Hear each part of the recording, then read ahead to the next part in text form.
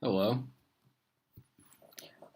I came up with an idea for a senior prank for not for this year's students because I don't think it would work for this year, but for next year's students. So if you're a junior, I have a discussion.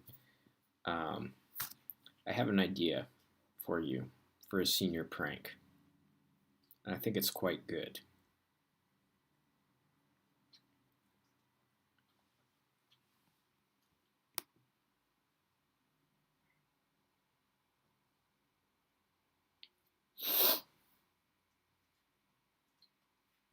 Um,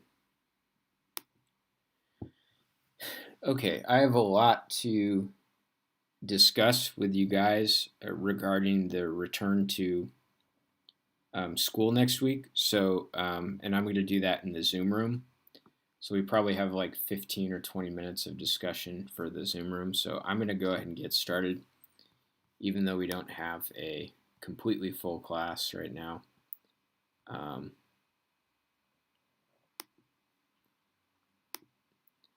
okay. Um, so this is CHL 415 period 7.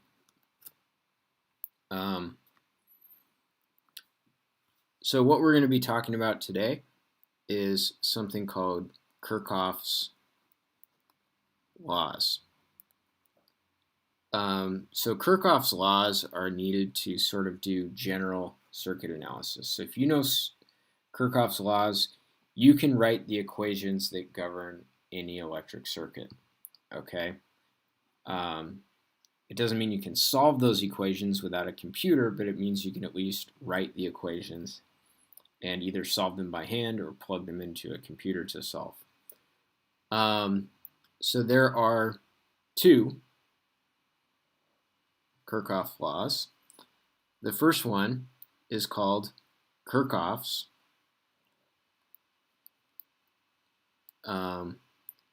current law. And I don't know about in physics, but in electrical engineering, I started off college as an electrical engineering major, and we just called it KCL.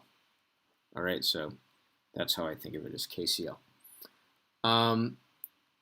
So let's suppose you have a junction of wires, and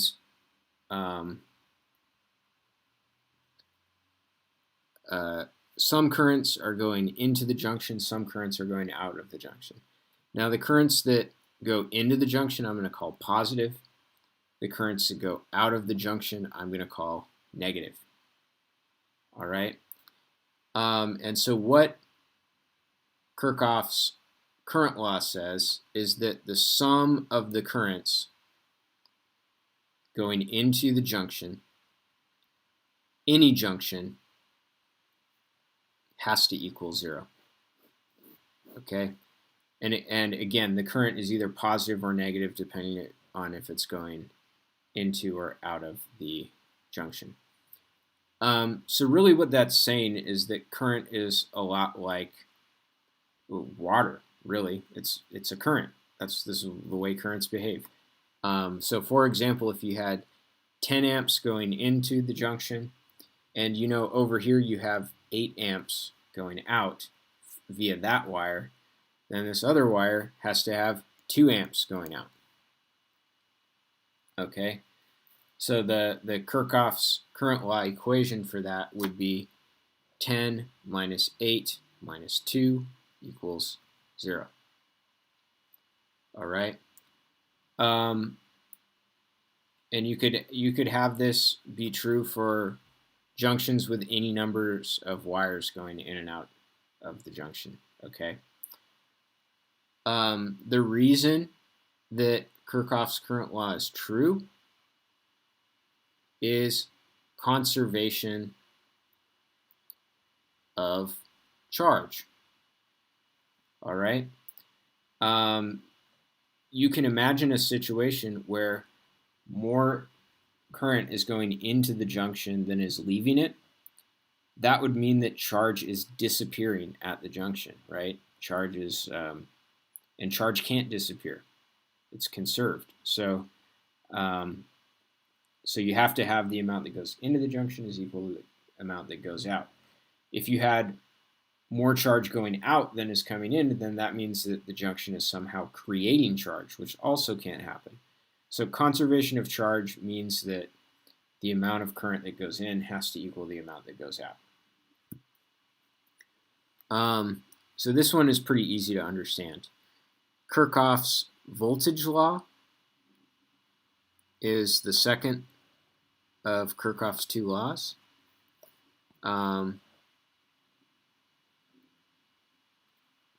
And we called that KVL. And that has to do with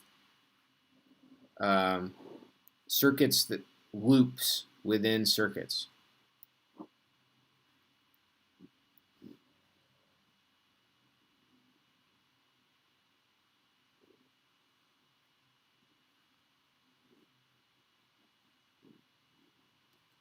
Okay, so here's a circuit with a battery.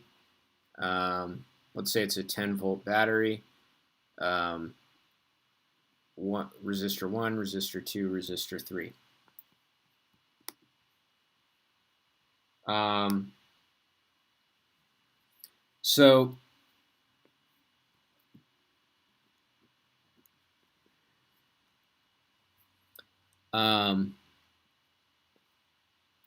If we look at this circuit, I would say that this circuit has 3 loops. Okay, Kirchhoff's voltage law has to do with loops.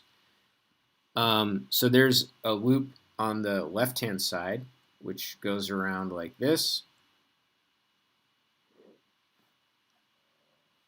There's a loop on the right-hand side, which goes around like this. And then the third loop is the one that goes around the big loop, like that. Okay, so there are 3 loops in that circuit. And what Kirchhoff's voltage law says is you take any of those loops, you can have a much bigger circuit, any loop within any circuit, and you sum up the voltage changes around that loop, it has to be equal to 0. That's what Kirchhoff's voltage law says. So for example, if we went around this loop, we have a 10-volt rise across the battery, and then we have a drop across resistor 1, we have a drop across resistor 2, and then we come back, and that has to equal 0. If we went around this outer loop, the outer loop only has a battery and resistor 3 along it, so we would have 10 minus V3 equals 0. All right. Now there's a little bit of ambiguity about how do we know whether the sign is positive or negative. So I will, really we have to have a concrete problem in order to figure that out. So I'll show you that later, how to decide whether it's a positive or a negative in Kirchhoff's voltage law. So the reason for Kirchhoff's voltage law is conservation of energy.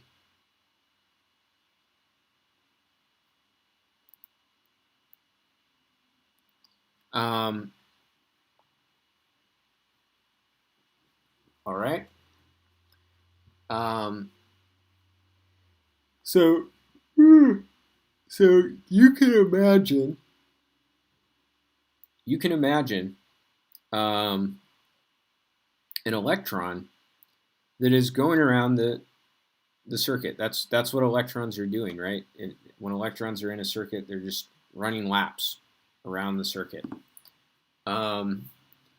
Okay, and so when the electron goes around the loop, it's gaining and losing potential energy. So if we look at the change, the sum of all the changes in potential energy of an electron around a loop, that actually has to be 0 because the circuit is in what's called steady state. Okay, steady state means that the currents are, not changing quickly. Okay, so in order for the current to change, then that means that the electrons have to have like more energy or less energy with each passing through the circuit. So as long as this law can be slightly broken, but only for very brief amounts of time. So it's a good law.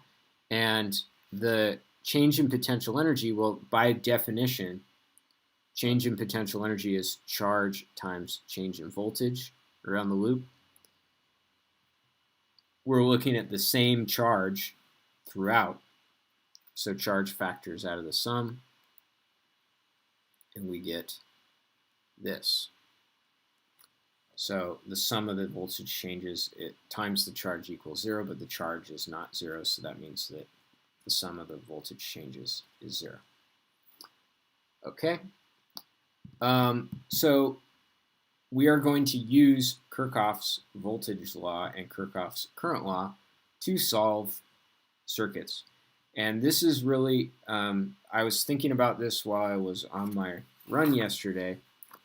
I was thinking about, and so what we're going to be doing is we are going to be solving circuits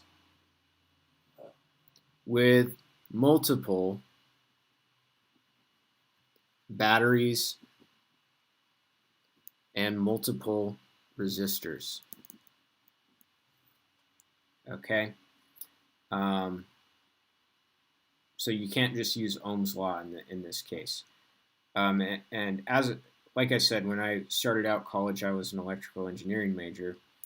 I decided to do something less practical, obviously, because I just loved all of physics too much. I couldn't focus on one area of just electricity and magnetism. I liked it all. So I decided to just major in physics instead. But for the first 2 years, I was an electrical engineering major, and I think I was counting it up on my run, and I think we learned 5 different methods, somewhere around there. I'll list them out. One of them was called node analysis. One of them was called mesh analysis. One of them was called Thevenin equivalent circuit analysis, Norton equivalent circuit analysis, and superposition. Those were the ones that I could think of. Okay. So you can look these up if you are really into circuits and you want to know different ways of solving them. I'm going to teach you node analysis. It is the most direct. It is the easiest to apply. So it's kind of like, it's very algorithmic. You know what I mean? It's like there's definite steps. There's step 1, step 2, step 3, step 4, and you can just kind of crank out the answer. But it is the slowest. All right. So kind of like if you know all of these, you can look at a circuit and you can kind of tell which way of solving it is going to be the fastest. if you were doing it by hand. So anyways, I'm going to teach you node analysis. So I'm going to draw out a circuit.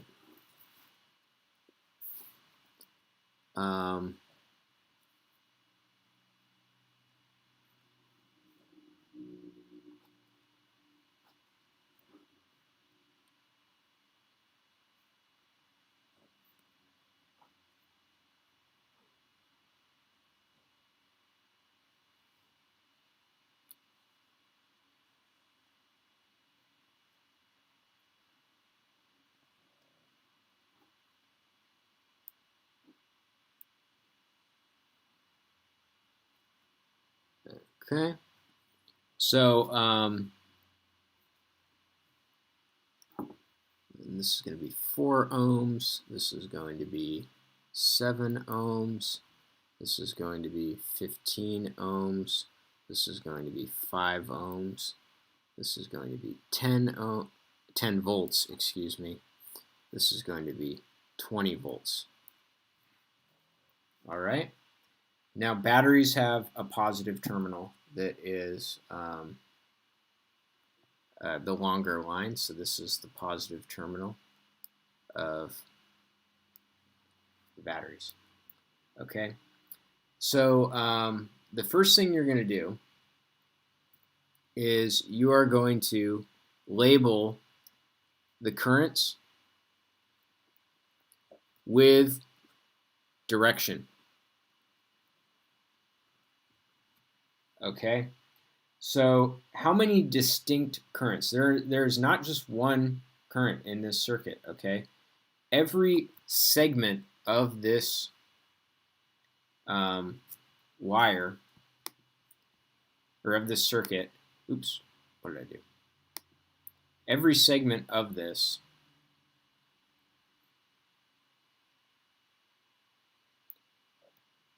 hang on a second. Okay. Every segment of this has its own current. So I can actually see that this circuit has 3 segments. There's the segment that goes from here to here. There's the segment that goes like that.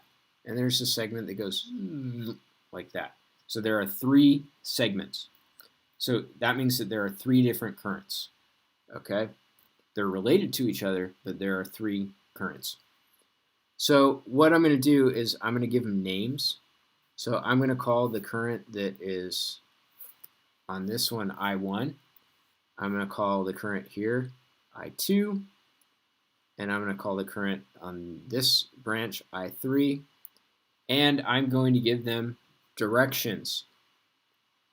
It does not matter which direction you choose. You just got to choose the direction. So I'm going to assume that I1 is kind of flowing in this sense.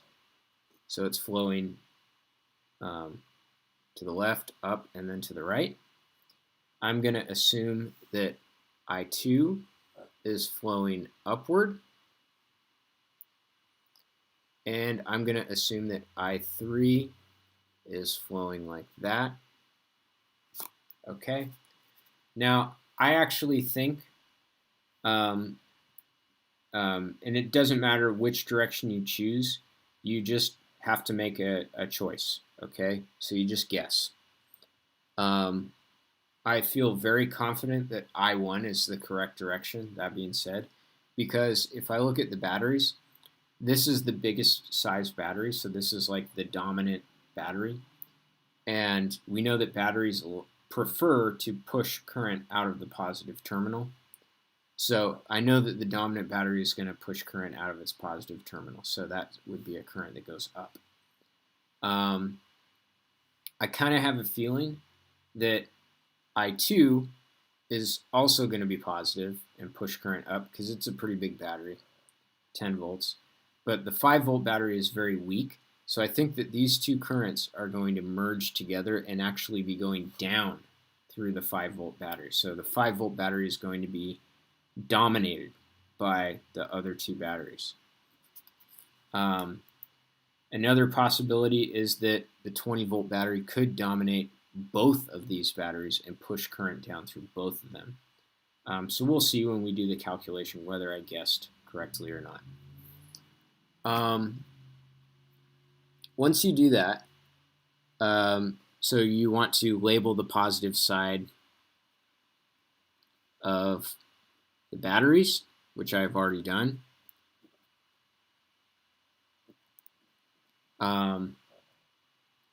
So the longer line, so the positive side of a battery doesn't depend on the direction of the current. However, the positive side of a resistor does depend on the direction of the current. So the next thing we want to do is we want to label the positive side of each resistor. And the positive side of each resistor is the side that the current enters. So a resistor, it has two sides to it, and the current goes in one side and out the other side. So for example, I can see that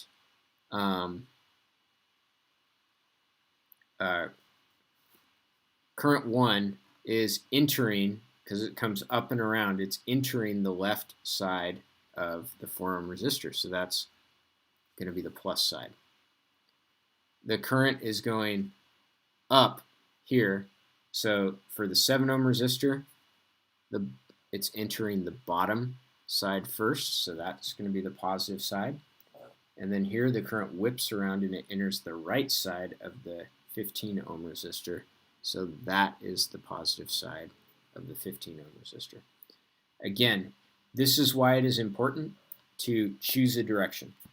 It does not matter if you are wrong, you just pick a direction. And then use that to label the entire circuit. Then you are going to write a KVL equation for each, and I don't know, there's got to be a technical like math term for this, but I'm going to call it a minimal loop.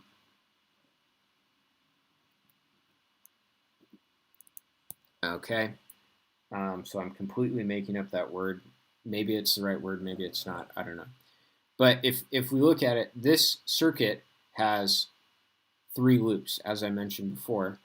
There's this loop, there's this loop, and then there's the big loop that goes around the outside.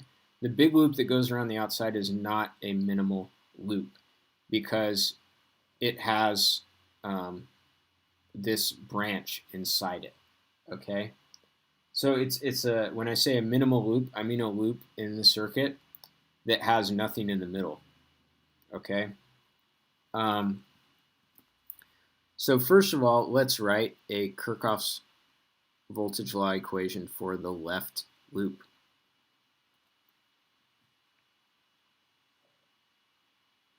Okay, so Kirchhoff's voltage law says that the sum of the voltages around the loop equals 0.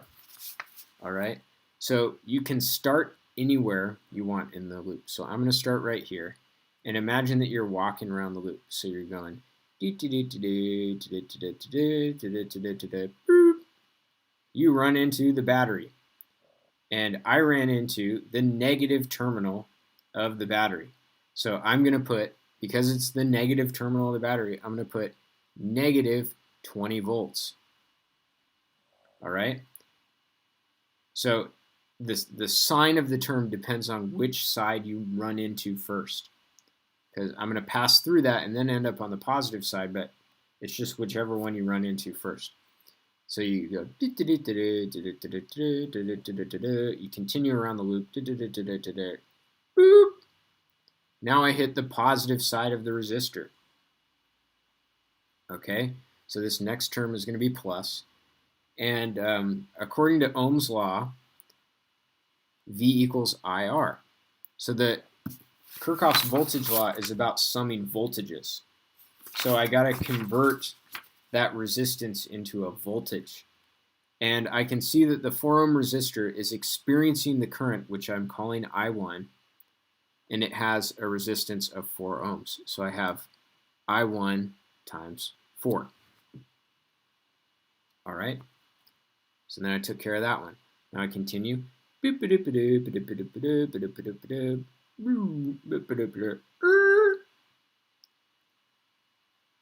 positive side of this 7 ohm resistor is the bottom side, but I ran into the top side. So that means it's going to be a minus for that resistor. And so it's a resistor, so it's IR. The current it experiences is the second current, so minus I2 times the resistance is 7. Then I continue. Run into the positive terminal of the 10-volt battery.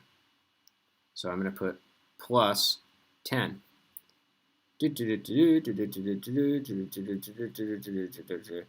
Back to where you started. So once you get back to where you started, you set it equal to 0. All right. So there are 2 minimal loops. There's the left one and the right one. So I'm going to go ahead and do the right loop at this time. Okay. So I'm going to go around like this. So run into the negative terminal of the 10-volt battery. So negative 10.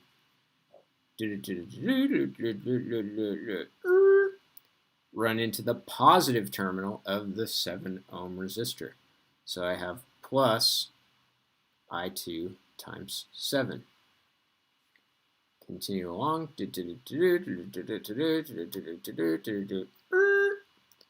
I ran into the negative side of the 15 ohm resistor, and the 15 ohm resistor is experiencing the third current.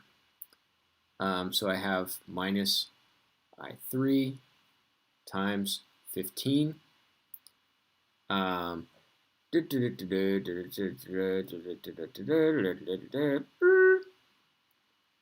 Positive terminal of the 5-volt battery.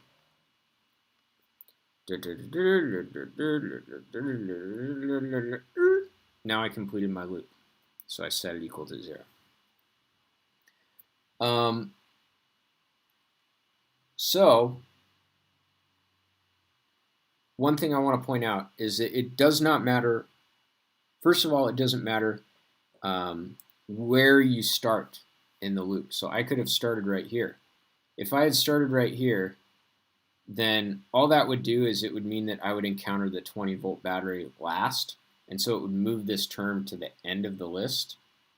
So it would be the rightmost term before I set it equal to 0. But as we know, addition is commutative, right? So I can just move it back to the front if I want to. All right, so that where you start in the loop doesn't matter. And furthermore, which direction you go around the loop does not matter. So if you went, so I went clockwise around the loop, but if you had gone counterclockwise, for every circuit element where you encounter the positive terminal, you would instead encounter the negative terminal. Okay, so what it would do if you go around the opposite way is it makes every negative term positive and every positive term negative. All right. So what that means is instead of like an equation where x equals 0, you have the equation negative x equals 0. But really, these are the same equations, right? Because I could just multiply both sides by -1, and I can convert from one equation to the other. So, so that is why I say it doesn't matter which way you go around. It doesn't matter where you start within the loop. So I have 3 unknowns, I1, I2, I3. So I need 3 equations, but I've run out of minimal loops. So what I'm going to do now is I'm going to write KCL equations until you have enough equations to solve the system. All right, so because I have 3 equations, that means that I am going to I have 3 variables. I'm going to need 3 equations. So I need to write 1 KCL equation so that my total number of equations becomes 3. So I'm going to choose this junction, and I can see that current 1 is going into the junction, current 2 is going into the junction, current 3 is going into the junction. So they're all positive currents. So I have for KCL top junction, I have I1 plus I2 plus I3 equals 0. Okay. Now, usually when you are solving a system of equations, you would write it in a way such that you have all the variable terms on one side and all the constant terms on the other side. So I'm going to rewrite the system using that method of doing things. Also, it's conventional to put the coefficients in front of the variables.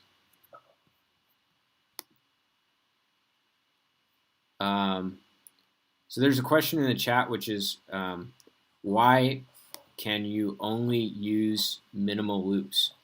That's a really good question.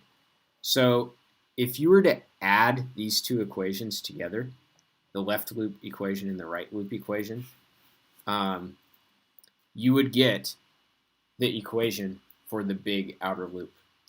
So when you add equations together, it has the effect of merging those 2 loops and doing the perimeter loop. So it's not really a new equation. So if we were to do the outer loop, we don't get a new equation. We get the sum of these 2 equations. So that doesn't move us forward in terms of solving the problem, because you need independent equations. So the reason is that the minimal loops, all of their equations are independent of each other. If we do loops that aren't minimal, then those are actually the sum of 2 minimal loops, those equations.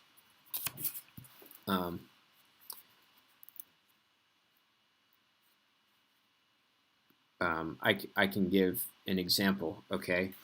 I'll write it down here. Like if you had an equation x plus y equals 1, okay? And you had another equation that is 2x plus 2y equals 2.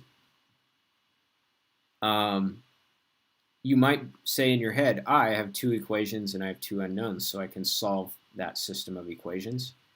But this equation isn't distinct from that equation. They're the same equation. It's just one is multiplied by 2.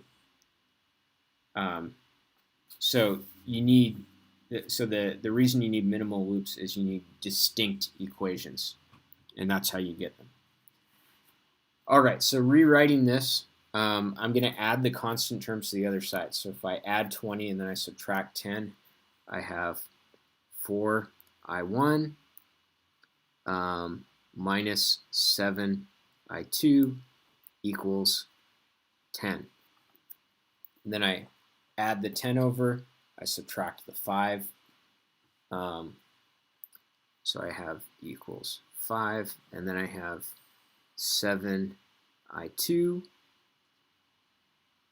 minus 15i3 equals 5. And then this one is I1 plus I2 plus I3 equals 0. So these are my system of equations. Now, when I was in high school, I can vividly remember solving these by hand. But now we have calculators and websites that can do all this for you. So I'm going to use Wolfram Alpha. And Wolfram Alpha won't let me do I1, I2, I3. So I'm just going to call I1 X, I2 Y, I3 Z. All right.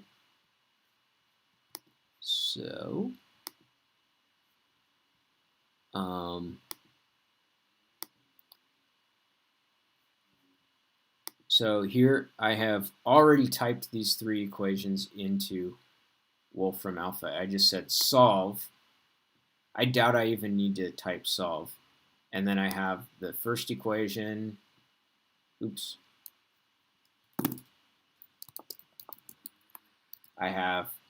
Here's the first equation, here's the second equation, here's the third equation. They're separated by commas, okay? And then I just hit enter, and it says this is how it's interpreting it. That's the right interpretation. And then I can do an exact form,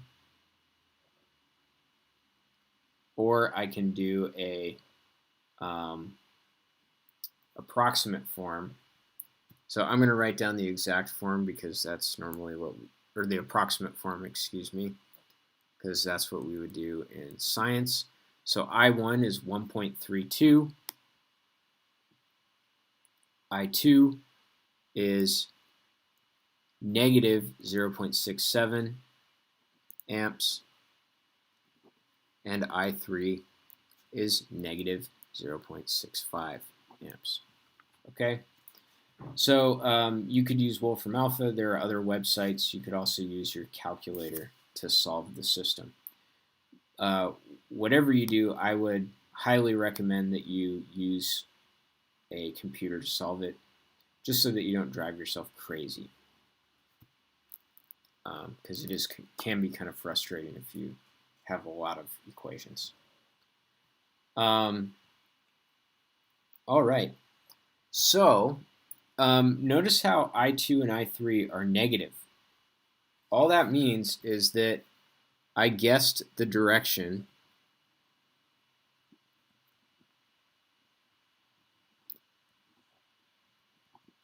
incorrectly.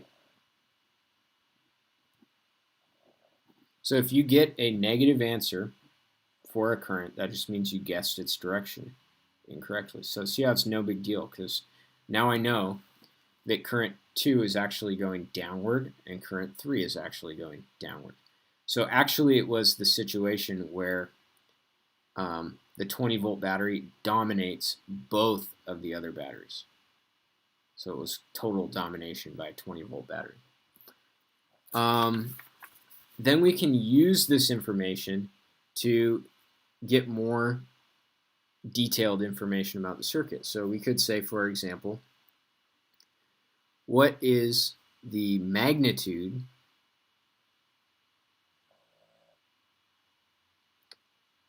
of the voltage drop across the 7 ohm resistor? Well, if I look at the 7 ohm resistor, the 7 ohm resistor is right here. The 7 ohm is experiencing I2. Okay, so voltage is IR. It's experiencing I2, which is 0.67 amps. I'm not worrying about the sign because I said the magnitude of the voltage. And then the resistance is 7 ohms. So whatever that ends up being, it's that many volts. I could also say, what is the power? What is the power dissipated by the 4 ohm resistor? Well, the 4 ohm resistor is this one. So I can see that the 4 ohm resistor is on the I1 branch. So it experiences I1. And so I'm going to use P equals IV. If I plug in Ohm's law into this equation, I get I times IR, which is I squared R. So it's a 4 ohm resistor, and the current is 1.32 amps. So I get 1.32 squared times 4, that many watts. Okay. I did want to walk you through an example, just sort of an overview of a problem with a okay? So I'm not even going to draw the resistors or the batteries, but what if you had a circuit with this kind of an architecture?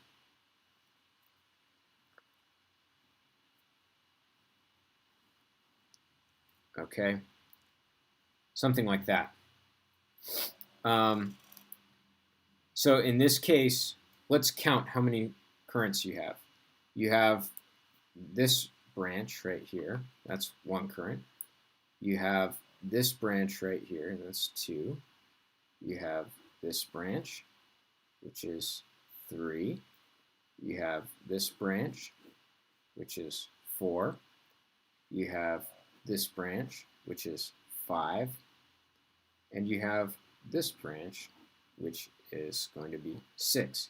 So you have 6 distinct currents in this circuit. So that means that you need 6 equations. So now the question is, how many minimal loops do you have? And the answer is you have 3 minimal loops. So the minimal loops are the ones with nothing inside them.